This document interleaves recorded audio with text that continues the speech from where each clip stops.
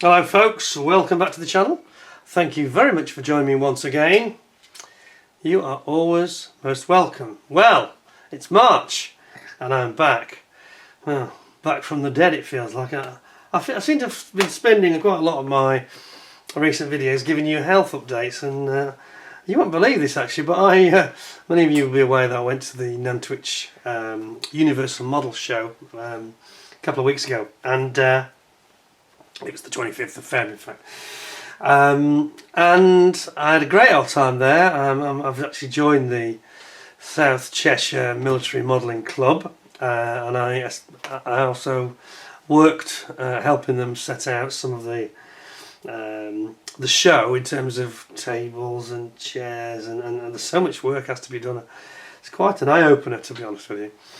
And I rocked up a bit late, to be honest, on the first day, on the Saturday, the day before the show. So I with my good friend David Mummery, who's probably watching, he actually stayed and also helped me, help them clear up quite a lot of the tables and things. There's a lot of tables.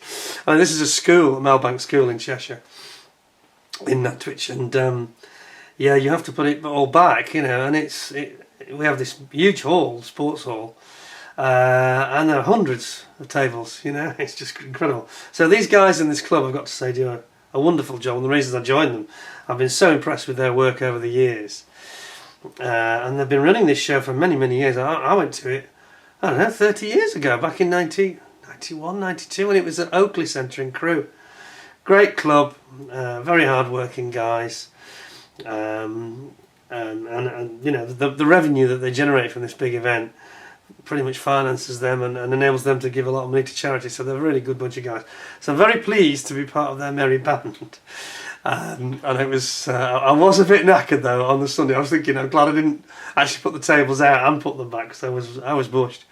Anyway, I picked up another bug, is the point of the story really. I don't know if I picked up another bug or if I hadn't actually got rid of the first one.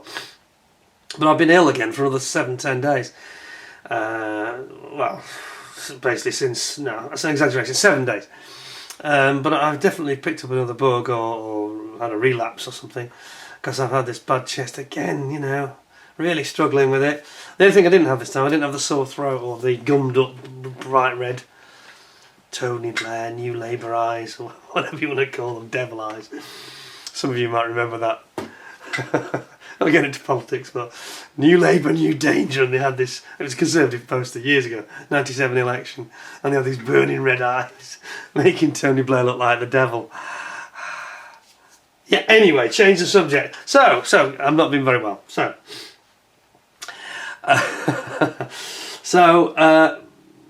I've still got a bad chest. I might start having a horrible coughing fit, and I've got my little sweets just in case.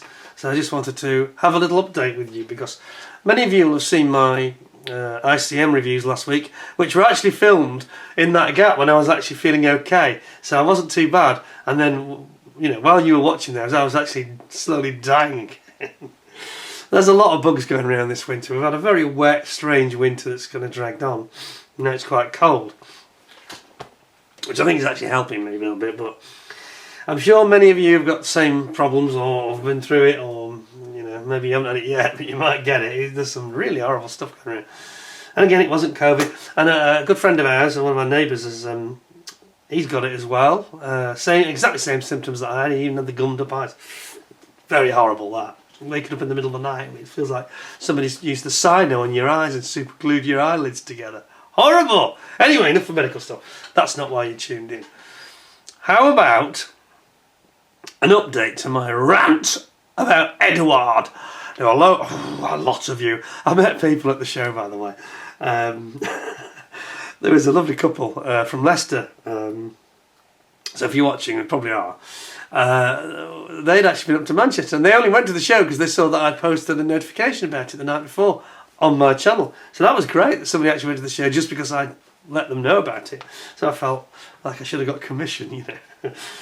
But it was funny on the morning of the show, because I arrived relatively late. I arrived at 7:30 on Sunday morning, and I got my high-vis jacket on. They gave me a walkie-talkie, and I was basically guiding people into Hall 1, the main hall, and it worked quite well, you know. And you've probably seen photos of me dressed appropriately. not wearing this jacket. I did wear it later though. Because that's what was funny. As soon as I put this jacket on, people started saying, "Oh, I know you from YouTube." And before I was kind of incognito.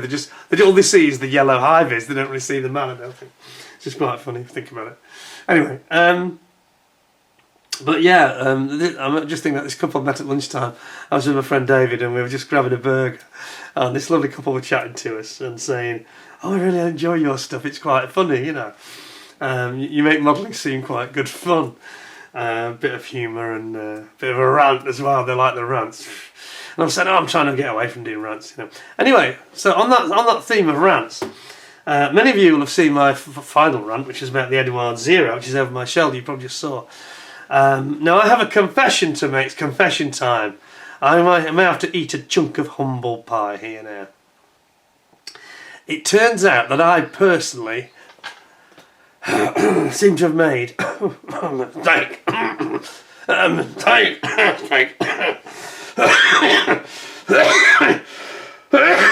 Mistake. Oh, a mistake.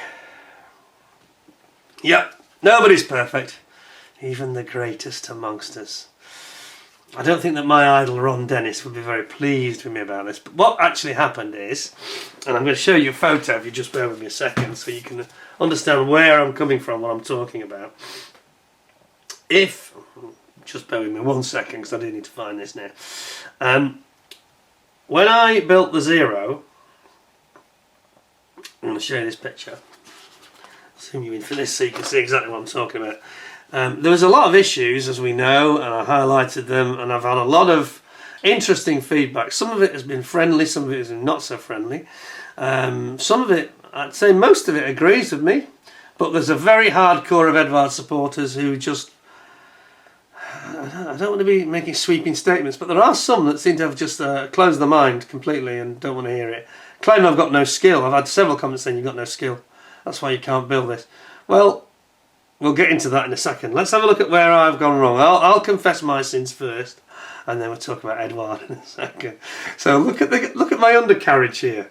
I got the undercarriage legs the wrong way around. Now I didn't initially spot this. It has to be said. Can you see the wheels are very much like a Spitfire or a Hurricane? That's wrong because and I didn't realise this. Now I have got a good excuse. Those wheels shouldn't be open faced like that. They should actually have its support. And its axle should be on the inboard, so it should be in the way of the viewer, so to speak. Like you see over here. If you look very carefully, you can now see I've changed this. I think several people I've told don't believe me. I have in fact reversed it. I'm going to pick it up very, very carefully. We don't go too close. Can you see? See how that differs? Now you've got the actual, you can see the axle itself. Okay, same on this side. Oops. Yeah, okay. So that is an error by me. That's the way it was before. They were open like that. They were actually back to front. So in effect what I had was the wrong legs on the wrong side. So this is not a quick fix. This is not a quick fix. Okay. So this was brought to my attention. I didn't notice myself. Hands up, I made a mistake. Okay. Let's not get carried away though. This is what I'm going to get very cross about in a minute. It's going to end up as a Sammy rant. I've made a mistake. One guy came on and said, "Well, you've clearly got that wrong. I can't trust a word you say because you clearly don't know what you're talking about." Now, I have got two defences, Your Honour. I plead not guilty to incompetence and negligence. I was extremely unwell, as most of you know. I was really bad. I had a raging throat, I had these gummed up eyes. I could barely see the bloody undercarriage. But I was actually genuinely feeling quite rough and poorly when I made this, and I wanted it done quickly. So I rushed it a little bit, so I did make a mistake. But there were circumstances that, yeah, perhaps I can be forgiven for. That's the first thing. The second thing is I actually never built a Zero before, so I wasn't very familiar with the Zero legs. And 3 people popped up and said, you're slagging off Eduard and you're making all these comments about what's wrong with it. You don't even know how the legs should look. You put the legs on wrong. So, okay, you might say guilty as charged, but I'm pleading not guilty here. I've never done a zero before. I'm a zero virgin. Okay. So I wasn't familiar with it, and it wasn't really negligence. It was the fact that when you started doing the dry fitting, and I started to notice, first of all, they haven't keyed those legs in such a way like Tamiya often do, so you can't get it wrong. Airfix have started doing this as well. I mentioned Airfix. One guy keeps on popping up every time, and he's clearly an Eduard fanboy. I'm afraid to use that language, but he is. And he pops up, and I think he's from somewhere in Central Europe. I won't say where I think he's from, but he keeps on saying, oh yeah, because I made this comment saying even Matchbox or Airfix could get the basic things like the tailplane fit correct back in '72, and he pops up. He does it all the time. Any criticism of Eduard, and this chap pops up and says, oh yeah, Airfix are better than Eduard, aren't they? Right. Instead of actually, which is completely out of context, I actually said, in this respect, Airfix are better. And I said that in that last video. You want to go watch it? It's fine. So, people just do this. They're just trolling. I'm sorry. 3 of the people who popped up and criticised me, first one was very rude. Second one was slightly better. Third one was a guy that makes a lot of comments on my videos and is a regular subscriber. He was very polite about it, and he said, I think you got this wrong. And he actually said, I won't name him because it's kind of not fair, he knows who he is. And he said, Peter, I think you've got this wrong because... And he explained in great detail about the alignment and how they should go. And I was reading him and I thought... Because the other 2, I actually deleted their comments. And I thought just being bloody abusive. And I thought, hang on, this guy's not the type that gives me abuse. Something must be wrong. And the alarm bell started ringing. So I went rushing into the cabinet to look at this. Got a picture of Real Zero up and I thought, oh no!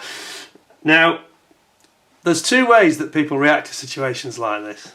They either go into denial and they do nothing, deleting and cancelling all criticism, which is probably what I seem to be doing. But I was only doing that because of the style of the criticism was a little inappropriate, I'll be honest. And I think it's fair to just delete them. Some of the people that complained, one chap was genuine actually. There was a 4th guy, and he popped up and he came back and said, listen to this. I think it's fair comment in a way what he said. He said, I have always thoroughly enjoyed this channel on YouTube that you do because of the way you present it, the depth you go into, that you're very even-handed, you focus on all the positives and all the negatives, and you kind of let us make our own mind up, and then you give a rating at the end. And I like that style. So I've always felt you've got great integrity. Well, now I'm starting to question that. You deleted my post. My comments have been hidden. Well, they weren't hidden, they were deleted. Because you get a choice of remove or don't remove, yeah? So I removed his comments, which you can argue is a mistake, because I genuinely thought that he was wrong. And it was only when somebody really politely explained, with some detail, what the issue was, that I actually then instantly stopped everything, investigated it, and then I fixed it. As you can see, I have put the legs right. It was not an easy operation. This was one of the most difficult things I've ever had to do. And I was literally confronted with this model. This is 2 weeks ago, I think it was. I sat here and I thought, do I need to do this? Just because I've made a mistake? Why don't we just bury our mistakes? But it really isn't my way of doing things, that. I'm always the type of guy that said, look, okay, because I'm very fact-driven, facts and data drive me. When I give criticisms, they're driven by facts, data and actual experience. Not opinion, not my nationality, despite what some people seem to. Nothing to do with any of that. It's what I actually believe, and it's based on what I've seen in front of me, what I've had to go through, what I've had to experience, and the actual plastic and the actual instructions, etc., and the decals, etc. It's not driven by any kind of malice or preconceptions or any of that stuff. It's driven by fact. So if you are that kind of guy, you're never going to sit there. I would never ever be able to... It was annoying for me because I did quite a nice job and it looked right in the cabinet. But it wasn't right. It wasn't. So these people were correct. Anyway, just goes to show we all make mistakes, don't we? The difference between me and Eduard, though, and this is really the takeaway here, I put my mistake right, and it took 4 hours. It was nightmarish, because what I had to do, I tried to get the legs out, they wouldn't come. I used adhesive to try and soften it, to loosen them and pull them out. No, I had to break the legs off. And then I had to break the legs off the doors. They wouldn't release either. So I had to break everything. This is not what you want to be doing. And there were little trim supports that were part of the door, all that sheared off. I had to start using plastic card to recreate. And then there was no certainty that I'd ever get the legs back in there, you know, because there's no way of... It's a complete rebuild. This is like scratch building almost, you know. So I can only say, thank God for CA super glue. Without that, this would be a disaster. I was even... Final solution, if you like, you know what I mean, it was to be putting it on a stand and just having it in flight. And that was looking very likely to get rid of the problem, really. And I've still admitted it, obviously, my error. But I have conquered it, and it was really difficult, really difficult. And people keep on cropping up saying, you got the legs wrong, you got the legs wrong. One person came up a couple of days ago and said, don't know if you've noticed, but you've got the legs wrong. I haven't read... He starts off saying, I haven't read or watched the full video, which is fatal with me, because I don't want you to comment unless you have. Watch all the video, for good reason, not because I want you to get YouTube views up or anything, because you will make comments that will probably be dealt with in the video, in most cases.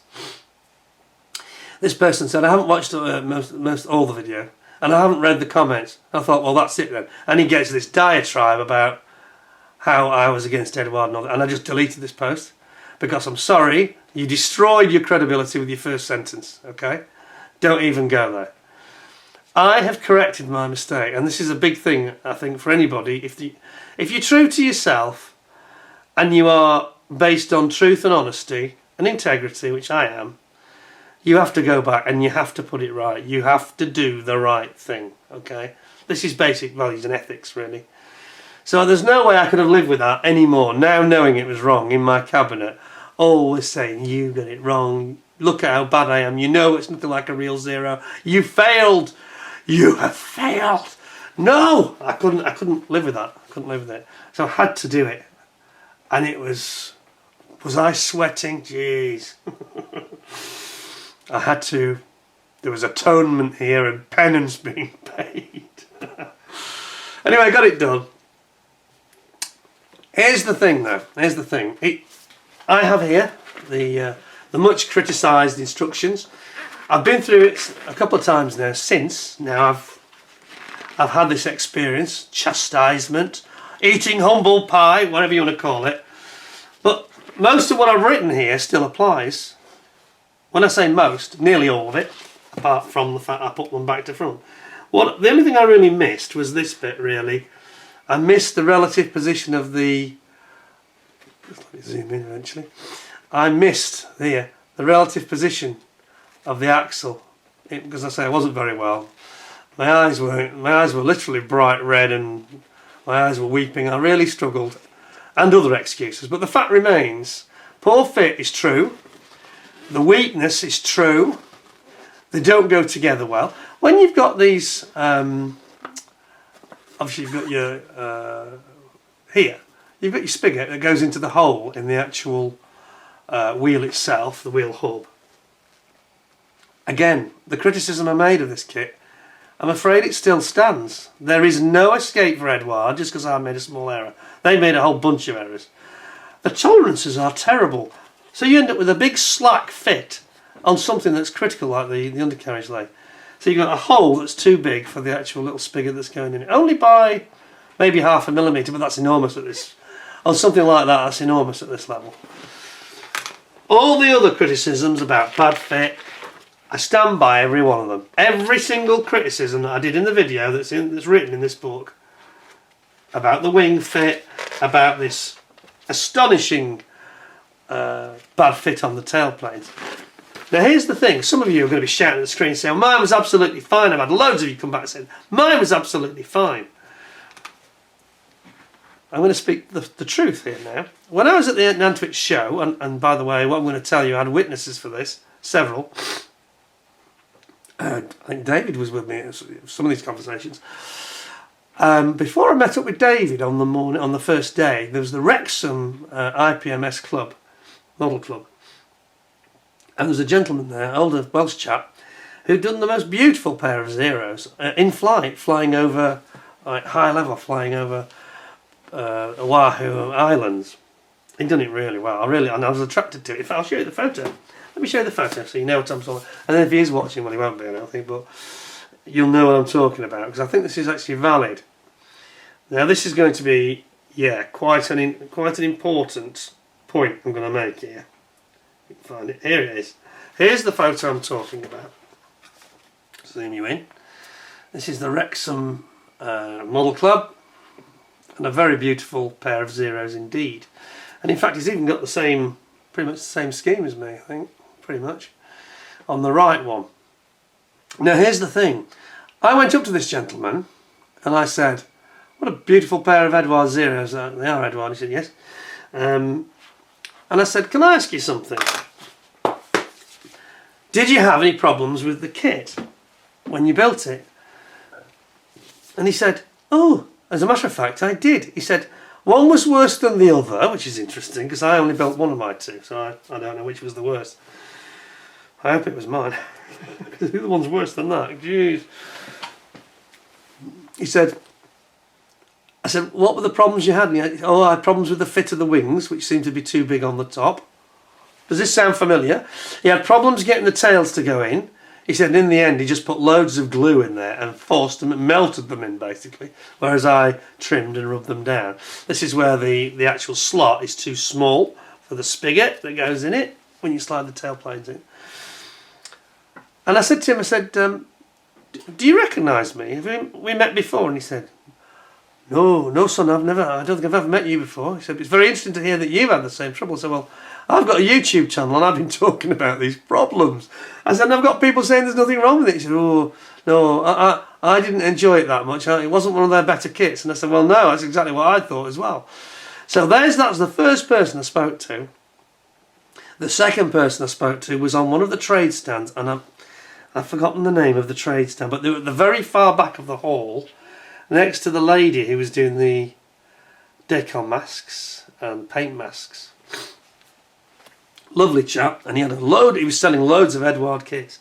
And I said, "Oh, I never moan about it." And David was with me. And now he built the kit as well. He had no problems at all. So that's two completely, and they're only standing about 5 metres away from each other, these two people, funnily enough. So they had completely opposite experiences, which I thought was really weird. Then I had 3 more. Several people came up to me, especially when I was wearing the jacket, and recognised me. One chap rushed up to me and said, "I'm glad you said about this bloody Zero." He said, "I actually binned mine. It was awful. It was awful. I hated it." He said, "I've gone and got the Tamiya one now." And I know David's got the Tamiya one as well. And 2 others did. So out of 5, 1 had absolutely no issues at all and doesn't know what I was talking about. 1 had exactly the same issues. And then the others had a sort of a variety of the problems I'd highlighted. So I'm afraid that's not a very strong... Now, this is not conclusive as a study or anything, because it's just a random sample. But genuinely, of the 5 people that had built that kit, only 1 had a good experience. And the others had varying levels of pain. But the Welsh chap he did not enjoy it. One of the chaps that complained about it also told me, and I think one of the guys on here on YouTube commented, and he said to me that he'd had the Spitfire, one of the Spitfire twin sets, maybe in the Battle of Britain one, I can't remember. And he said that one was the first one he built, the Eduard, absolutely lovely kit, and the second one, same kit, was a nightmare, and he really hated it. I don't know if he actually completed it in the end, but he had huge hassles and stress with it. And I don't understand this. I now genuinely don't understand how this can be, whether it's different production batches or... I mean, I don't understand when I see people saying they had no problems with this tailplane thing, because either they just swamp it with glue and then worry about it later and just melt the thing like this chap said he did, or or they're lying, which I'm sure is not the case. No, neither am I. This is the thing. People say, I feel like, oh, I'm lying then. You had no problem, so I must be lying. I've just got a vendetta against anyone. No, I haven't got any vendetta against anyone. Listen, if I didn't like Eduard, I wouldn't be surrounded by some of their stuff here, which I'm enjoying, you know, helping him with my Mosquito. Talk about that in a second. I'm going to finish on this subject, don't worry. I will talk about other things. But it's interesting that people think they had a perfect... we're talking here about a manufacturer who seems to have a lot of variation in their process. I don't know how. What I do know, though, is that they are not test building their models, because the more people I talk to... and one of the guys in Nantwich mentioned this and said I'd alluded to it before. He said, I believe that's true, you know. This is just wizards on CAD, and they are not perhaps building the kits themselves or handing it to people who'll be critical, perhaps. What you should always do if you want to have the best possible quality control, you hand it to your biggest critic and you let them pick holes in it. Maybe that's me. I'm not suggesting they do, because I'm not sure I'm that interested really, but hand it to someone who's not going to tell you what you want to hear. I've talked about this with Airfix before. Don't listen to people who just tell you what you want to hear. I think there's a lot of that going on in Eduard, I'm sure of it. But the fact remains, I made a mistake. The difference is I put my mistake right, and I'm not charging my customers, you, for my mistakes. Eduard are. I suggest that they have a rethink. Yeah? It can't be, you know, so... Here's a man that doesn't even watch me on YouTube. He doesn't. This Welsh chap. He didn't watch me. He never even heard of me. So I had no influence over what he was thinking. Me speaking to him was the first time he had ever seen me, and he had the same issues as I did. So I'm afraid that something's not right in the process at Eduard. So I rest my case. People have said that I haven't got sufficient skill. Really? Do you think? Well, I had 7 models on display at that show. In the foyer, 7 of my very finest, including the Sea Harrier, ME163B Comet, and probably my greatest build of all, that motorbike, with its working chain. I'm not going to blow my own trumpet here, but I got some very positive feedback here. I don't think anybody would tell you that I didn't have a lot of skill, and I've been doing it for 50 years, so... Sorry, Eduard, I stand by my views. I made a tiny mistake. I've now put that mistake right. We've now got it looking exactly correct to the A6M0 undercarriage, and I might have spotted that mistake if I'd had more experience of zeros. Somebody's going to say I'm a beginner now. Well, I'm a beginner at zeros, yes, but that is just a total unfamiliarity with the aircraft. You can see it there. You can see now it sits correctly. Sorry, but another comment, by the way, that was made by a couple of these people, they said, the ones that had seen my video, they picked up on me saying about, why can't you have the spinner? Why didn't they have the flaps down? You could have the rest hook down. That made no sense. Why couldn't you have the spinner moving? Why did they have to have it glued like something from the 1960s? That's very, very strange that you can't have your prop and spinner turning, or the ability to reposition it just for display purposes. I suggest, if anybody else, well, I'll warn you now, any more abuse on this subject, I will be absolutely ruthless. You won't even get a response, okay? People can disagree with me. One of the guys, and I'll say this right now, because I'm sure he'll be watching this, one of you guys has been quite aggressive and has got himself so close to being deleted, you won't believe it. And he was talking about...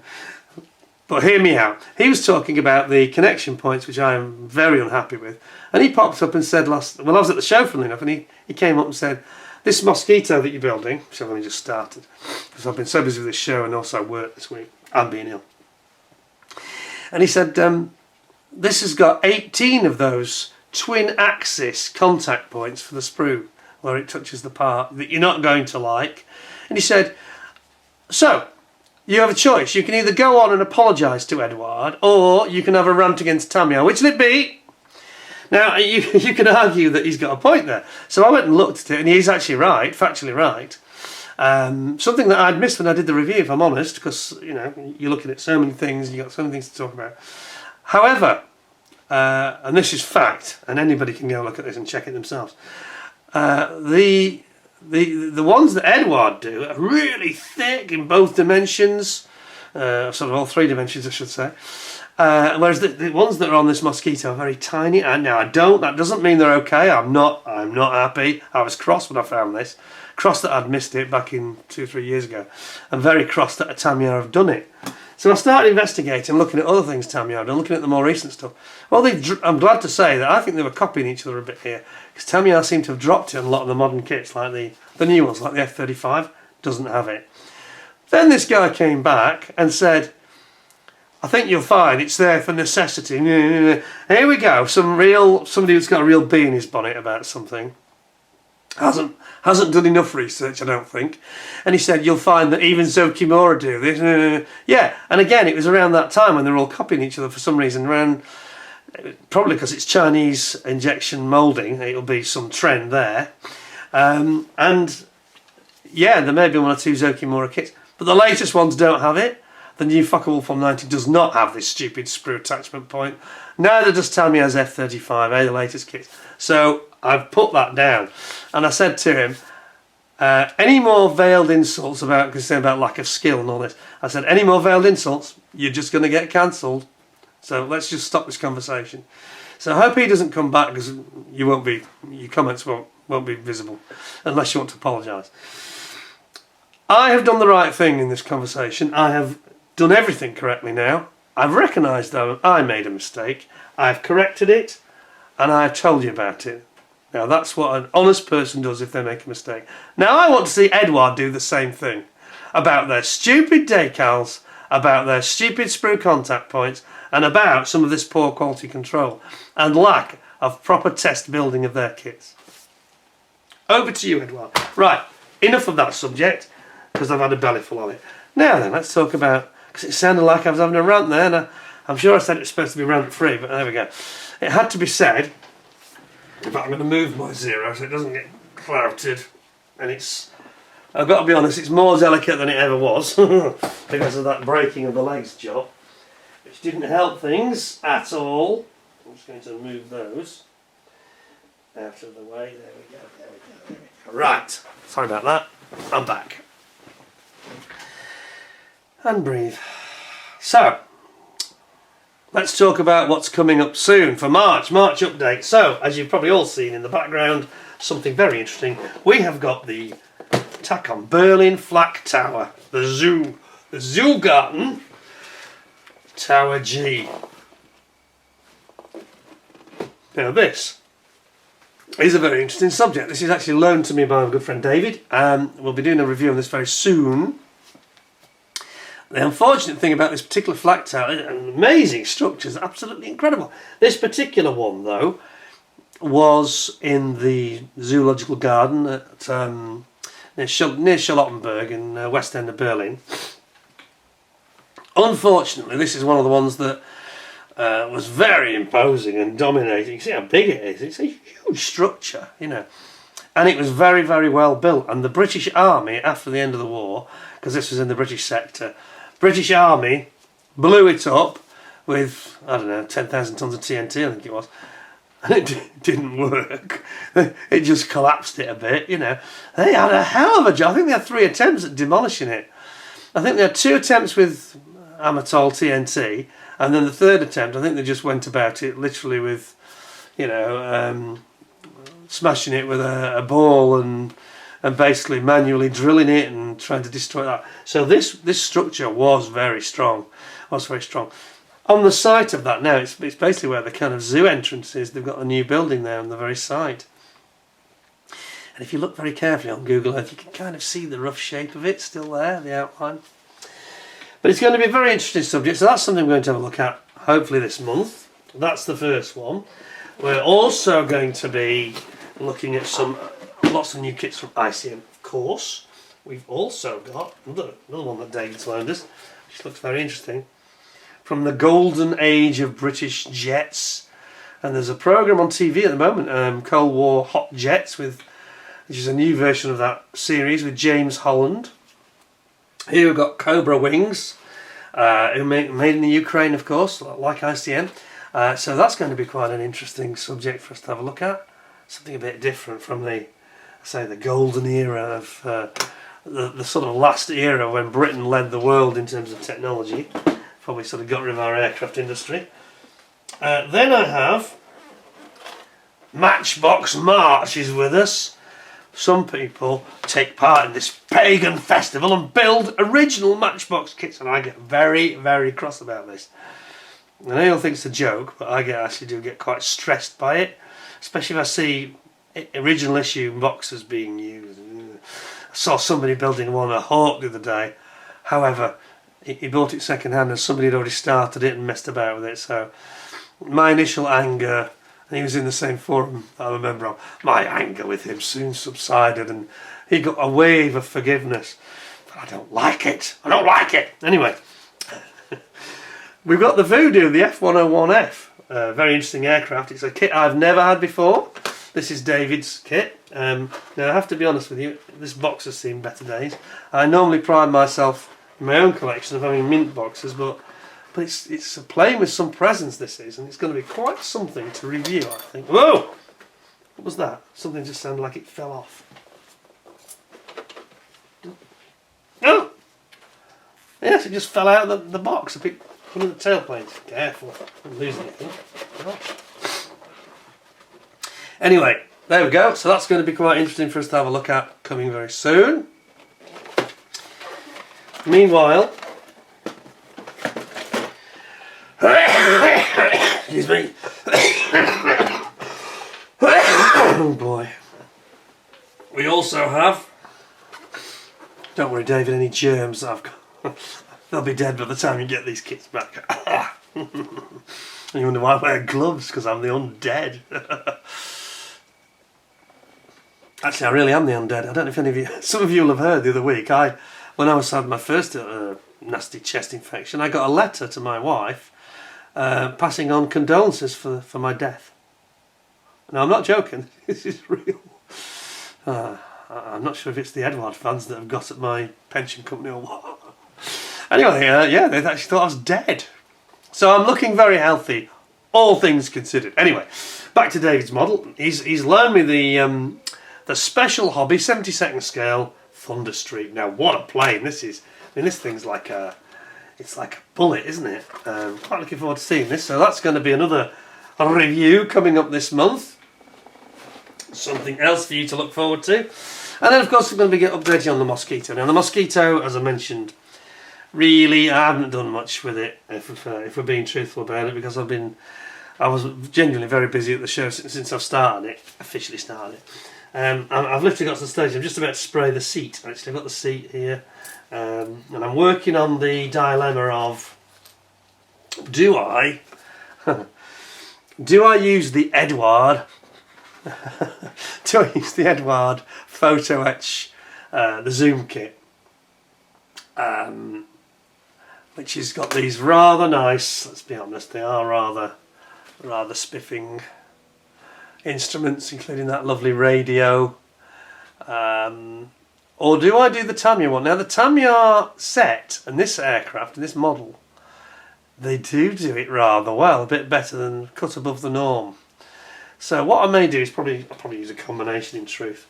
The Tamiya, now when you look at it on the sheet like this, it may not look all that, sorry if I can just show you this, it may not look all that impressive at first, but you've actually got some quite interesting sort of granular different finishes here. I don't know if you can make that out, around the bevels, around the dials. No, it's in the bag.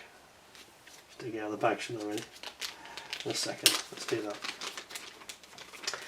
Let us remove this bag. Now you can see it a lot better now. Look at this. Now then, see what I mean? And I've seen other people have done this kit, and it does look pretty good. So this is when you use the decals and the clear parts, and it creates a really strong lens effect. So with the Eduard solution is more of a printed effect. What I might do is I might create both, do the Tamiya version first, but not actually glue it, fix it on, and then decide how good I think it is, and then make my mind about which to finally use. I think that's probably quite a good solution, really. But as you can see, we are we are starting the work. So I've been a little bit waylaid with the model show last weekend and work, extra days at work I've been doing and stuff like that. So a little bit distracted, you might say. But anyway, that is where we are at. So I thought I'd give you an update video. I'll start shooting some of these reviews and see what you think of some of these interesting ones I've got to show you. I thought it was interesting, this starting on a slight negative, you might say, with the Mosquito, when this chap pointed out, rather brutally, I don't blame him, you know, fact is fact, let's stick with facts. Facts and data, you know, you can't manipulate them too easily. You can manipulate them, but you know, they're there to be challenged, aren't they? But they are solid evidence. So this thing about the Mosquito having these little twin axis sort of L-shaped contact points, I don't like them, and this is the point I made to him. I said, but they seem to have dropped them now, thank God. They went through a phase of doing it on Tamiya as well, but they only did it on certain things like fuselage and leading edge of the wings, places like that. But the Tamiya ones are so subtle, and they're kind of tapered off. Whereas the Eduard ones were, I sound like I'm going to Eduard again, but they were so agricultural looking, these great big nubs that require a lot of hacking, you know. And the Tamiya one, you can see they're almost apologetically putting them in there, saying, well, we'll make it as subtle as possible to make it easy to remove it. Well, thank God they've gone away from that now, because I don't believe that was necessary. And same as Okimura, they've clearly dropped it on the new Focke-Wulf 190, so all good news, all good news. What we don't want is manufacturers simply making things easy for themselves and giving the model a whole ton of work, especially when you've got harder plastics. I mean, I mentioned that on the Tacon with the Seawolf and Sea Dart, didn't I? And that was particularly difficult, challenging on that. They'd gone for some particularly crude choices, and they've got this ultra hard plastic, so it was really a nightmare to clean up. Anyway, other than that, I've got to say that so far I am already settling in. The next couple of weeks I'm going to be putting some hours in on this Mosquito, so you'll see there'll be more updates. There'll be probably another update toward the end of March, and you'll see some progress, and you'll see this cockpit building up, and you'll see it all coming together. What I haven't decided yet, and I welcome people's opinion on this, do I have the pilot and the navigator in the aircraft? Or do I have them just, you know, like you've got this option later, haven't you, of them on the ladders where they can be standing. Here we go, here we go. You've got this option of them, well, certainly the navigator anyway. You can have him sitting in his seat, looking down, because it looks like his eyes are closed, and the pilot, or you can have them climbing the ladder. Interesting choices. I should just mention as well, talking of the Mosquito, that people have been talking about values of prices of kits lately. Notice this is now between 180 and 200 quid it is. That's a lot of money, isn't it? But apart from that one thing, I haven't seen anything that makes me think it's not brilliant value so far.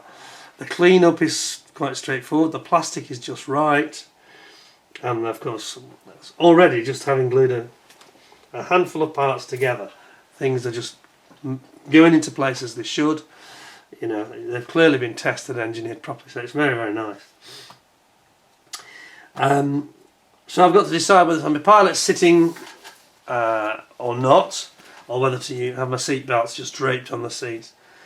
I think, yeah, I don't know, it's a tricky one, isn't it, this, because I was going to make it a tribute, but it's obviously not going to be an in-flight model anyway. I'll probably have them climbing the ladder and give it more animation down them outside, really. And then I can have my nice HGW Eduard seatbelts. See, I love lots of things Eduard do. I'm just not very won over by the kits. I'm still waiting for a kit where I think, yeah, well, that's okay, you know. Somebody was making a comment about... somebody made a comment about the ME109 G6 and said that's far superior to the Tamiya one. Well, you couldn't have built the Tamiya one. Yeah, you won't have a superior build experience to the Tamiya one. I'll tell you that now. You're just not going to. But there we go. I'm promising not to bring up the subject again. I don't wish to go there. I remain a sceptic of Eduard, but that can change really quickly if they just start to take on board, you know, like I did. I took on board the criticisms that people made of me, saying I'd made a mistake. This is exactly what Eduard needs to do, and they don't seem capable of it. And I complained and said they were arrogant. Somebody said, wow, that's strong language, you know. But they are giving that impression, I think. And we'd just like to see that change. It wouldn't be difficult for them to just slightly change the way they're going about things and change their decals. Anyway, I don't intend to mention them again. I'm going to try and avoid it if I can. We're now going to talk about some interesting new kits for review in the rest of the month. So stay tuned. We'll have something very interesting coming along very soon. Thanks very much for your time. I hope you found it interesting. I hope you enjoyed seeing me brought down a peg or two, eating humble pie and humiliated in front of the whole modelling community. It's fine, I'm a big boy, you know. Listen, if you can't admit to a mistake, you really have got some problems, I'll tell you that now. It's putting it right and the way you go about it that matters, and whether you can be true to yourself. I couldn't have lived with myself with that model wrong in my cabinet. Once I knew it was wrong, once I realised that the complaint was correct and that it was wrong. It had to be changed, I had to do it, But it's frustrating, you know, this is social media again. But the truth is, in summary, forget social media, forget YouTube, forget the comments, and forget some of the abuse I've had. If I'd have at some point I would probably have realised in the future that it was wrong, and I'd have to go through that process anyway, because I wouldn't leave it wrong once I knew it was wrong, ever. It's just not my way. It's just not the way you do things. So there we go. I've been a very bad boy, and I've had my hands slapped, and I've been to the headmaster, I've been punished and humiliated in front of the whole school. There we go. And now I need another cough sweet. So anyway, I'm going to go now. Thank you for watching. Hope you enjoyed it. I'm sure you found it amusing. And until next time, stay safe, stay well. Thanks for all your time watching. See you soon. Cheers. Thanks a lot and bye for now.